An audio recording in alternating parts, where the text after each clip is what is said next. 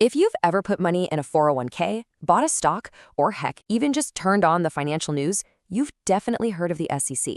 But what do they actually do? Are they a watchdog, a rule maker, some kind of financial cop? All right, let's dive in and figure out who's really the referee for Wall Street. To really get why the SEC even exists, we have to kind of jump in a time machine. We need to go back to a time when there was no referee on the field at all, an era people often call the market's Wild West. You see, before 1929, the market was pretty much a free-for-all. Insiders could manipulate stock prices left and right, and companies, well, they could sell you shares without really telling you the true story of their business. So when the market crashed, it wasn't just that people lost their life savings, which was devastating, it was that the very trust in the system just evaporated. Something had to be done. So out of the wreckage of that crash, a really powerful idea started to take hold. What if? What if we created a federal agency with a clear, new rulebook to oversee the markets and, actually protect investors? And that's exactly what happened. The response came in 1934 when Congress passed the Securities Exchange Act. And just like that, the SEC was born. It was a direct answer to the chaos of the crash, designed to bring order and to prevent those kinds of abuses from ever happening on that scale again. So the SEC is on the scene. What's their game plan? What are they trying to accomplish every single day? Well, it all boils down to a super clear three-part mission that guides every single action they take. First and foremost, protect investors. That's you and me. That's job number one. Second, make sure the markets themselves are fair and run smoothly. I mean, nobody likes a rigged game, right? And third, to help businesses raise the money, the capital they need to grow, to innovate, and to create jobs.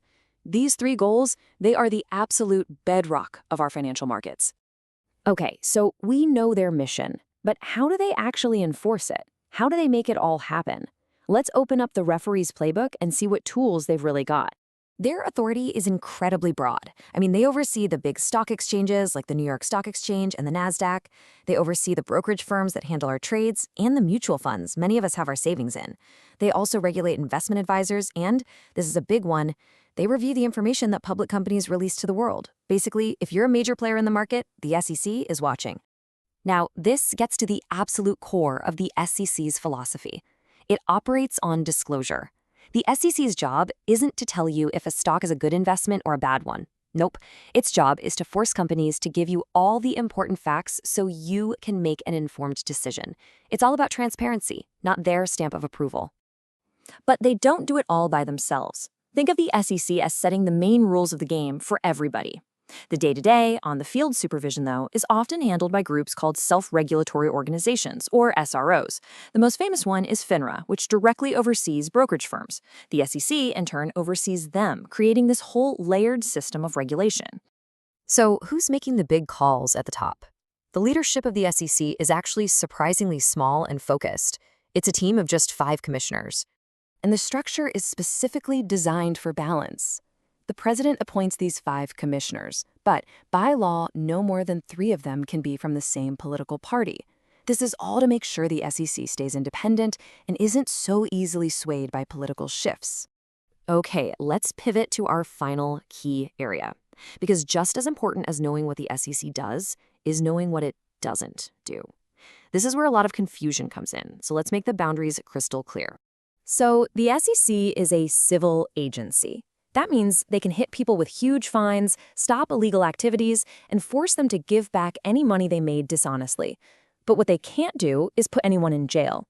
For criminal charges, like in cases of really deliberate fraud, the SEC does its investigation and then refers the case to the Department of Justice for prosecution. They kind of work like a tag team. And this is so critical. The SEC will not endorse an investment. They won't tell you it's a good idea. And they absolutely will not save you if you make a bad bet that loses money. They also don't regulate things like your normal bank account or your insurance policy.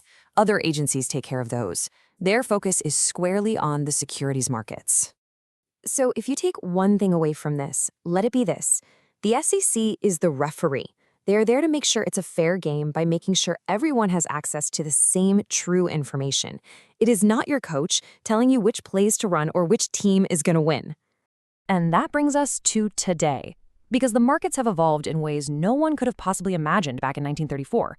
With the rise of cryptocurrencies, high-speed trading, and social media-fueled meme stocks, the big question remains, is a rulebook written almost a century ago still equipped to referee the game we're all playing today?